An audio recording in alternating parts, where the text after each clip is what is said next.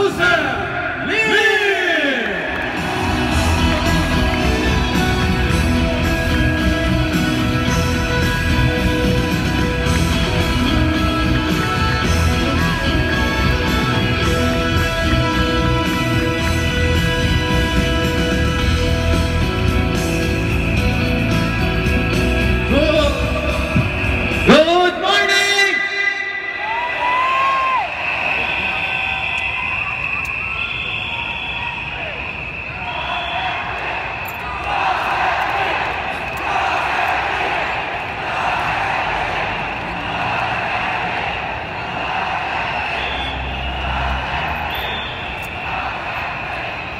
Guys, siguro uubusin ko yung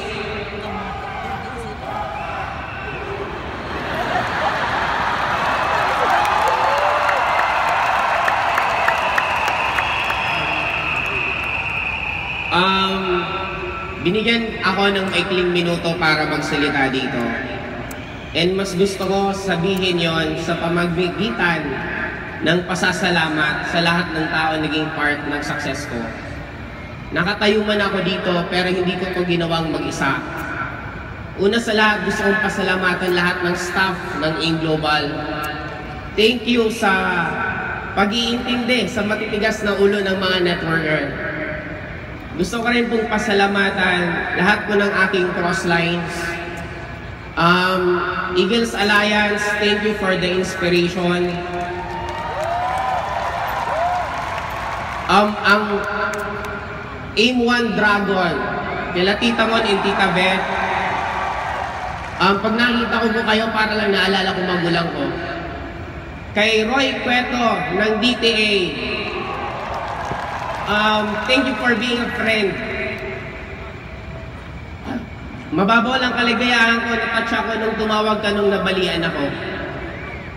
Thank you po sa lahat ng crossline ko. Kay Jogi Guillermo, thank you so much. So walang sawang paggagawa ng video ng AIM Global. Gusto ko rin pong pasalamatan lahat ng leaders ko.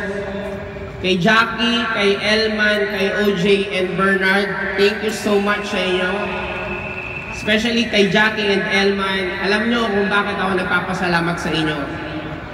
Gusto ko rin pong pasalamatan si Louie Gascon.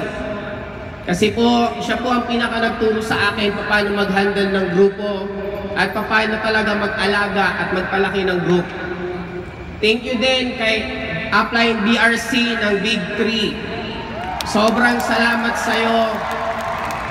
Ang dami mong tinuro sa akin at ang dami mo akong, ikaw ang dahilan bakit favorite ko ang Korean food. Ikaw may dahilan bakit nakarating ako ng Ace pa. Thank you din kay Andy Yakat sa walang sawang energy tuwing nakikita kita at nakakausap. And thank you din po sa founder ng walang iba kundi ng Ultimate Eagle, si Robert De La Viña. I'm your silent fan. Hindi man siguro halata, pero sobra akong saludo sa'yo the way you handle your leadership. Gusto ko rin magpasalamat syempre sa mga uplines ko. Kaya upline Mylene, ikaw po ang dahilan, ikaw ang nagbigay ng nitro sa puwet ko bakit ako nagkaroon ng result. Dahil sa pag-motivate mo sa akin, kaya ako nandito din ngayon. Kay upline Carlo, sobra pong salamat sa walang sawang friendship. Thank you po. And gusto ko rin pong isa-isahin sa lahat, lalo na po sa Board of Directors. Kay Sir Francis Miguel, thank you po sobra. Sa walang sawang pag-motivate at pag-iintindi sa amin. Kay Sir John Aspirin, sa sobrang tigas ng ulo ko, thank you din po sa pag-iintindi at pag-motivate pa rin lagi. Kay Doc Ed, sa walang sawang pagsusuporta at isang text, ang bilis po mag-reply, thank you so much. And isa-isahin ko rin po ang marketing team, ang Speakers Bureau, sobrang salamat kasi isa po kayo sa part bakit lalong lumalaki grupo namin.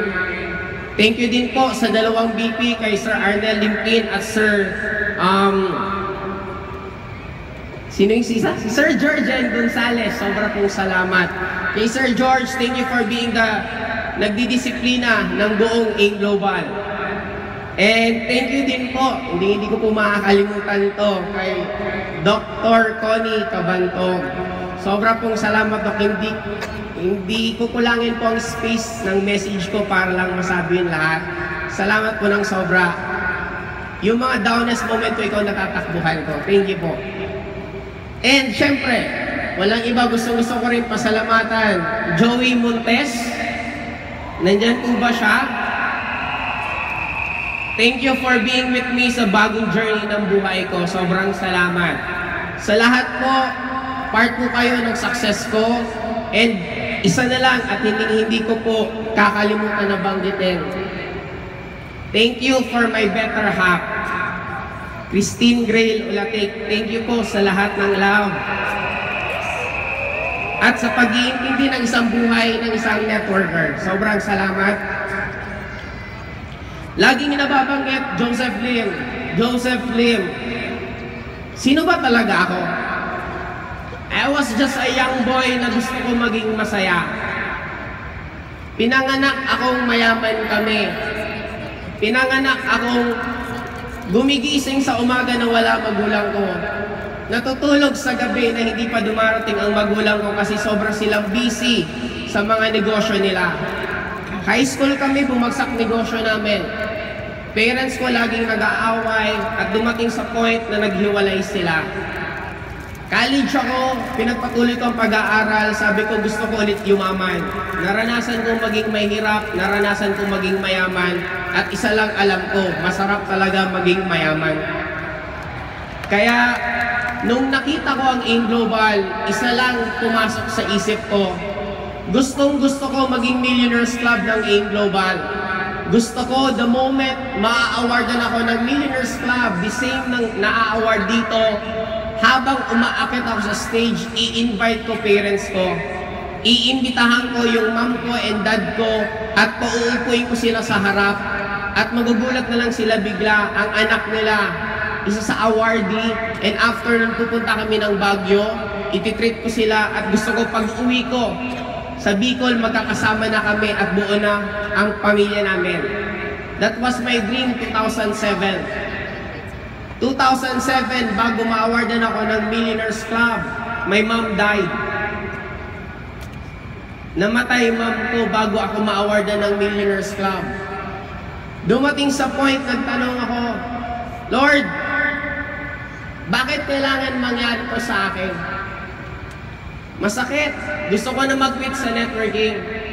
Darating pala sa moment sa buhay nyo, pag nagkaroon ka ng problema na napakasakit, at feeling mo ikaw ng pinakamalas sa buong mundong to, the moment maintindihan mo ang sagot, the moment malaman mo ang lesson, may iintindihan mo at magiging masaya ka. Nakailang gabi akong tanong, Lord, bakit sa akin mo to ginawa?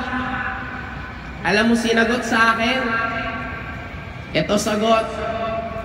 Ano ba naman kung isang Joseph Lim ang magsakripisyo, kung sa bawat kukwentuhan kong tao, mabubuhay ang mga dugo nyo, na kung mandyan pa mga mahal nyo sa buhay, iparamdam nyo na ngayon. Huwag nyo nang antayin pa sila mawala. If you want to show your love, love them ngayon. You don't need Mother's Day, Father's Day, birthdays, Christmas. You don't need to wait for that. If you love them, show them now. Hindi nyo alam kung kailan sila mawawala. Kaya ako sobrang happy na bigyan ko ng father ko ng bahay, and right now ito na nangyari. Anong araw ngayon? Gusto ko sagutin niyo po ako, anong araw ngayon? Anong merong event ngayon? Hindi ko po kayo maramdaman para hindi tayo networker. Anong event ngayon? Isa pa, anong event ngayon? Ngayon, 10th year anniversary ng AIM Global. Isa lang ang pangarap ko at isa lang ang inihiling ko ngayon na birthday, ika-10 birthday ng AIM Global. Ang pangarap ko at ang inihiling ko, gusto ko isang araw pipikit ka at pagdilat mo, ikaw na ang may hawak ng mic na to at ikaw na ang nagkukwento ng success stories mo. Again, this is Joseph Lim. Good morning! Yeah!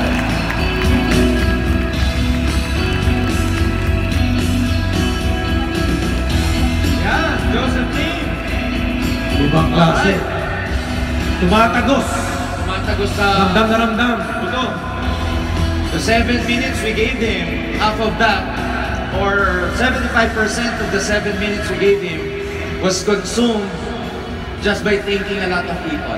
Kumbaga ang mensahe, di ba? Yes, truly attribute and talagang quality ng successful na tao kasi meron siyang attitude of gratitude. Ngayon, Yung oras niya sa kakapasalamat. Grabe. importante, di ba? Ngayon, ang tawag sa inyo ay mga tagapakinig. Time will come, kayo naman po ang papakinggan. Yes. Sa Sino gusto successful. magsalita dito? Taas ang kamay!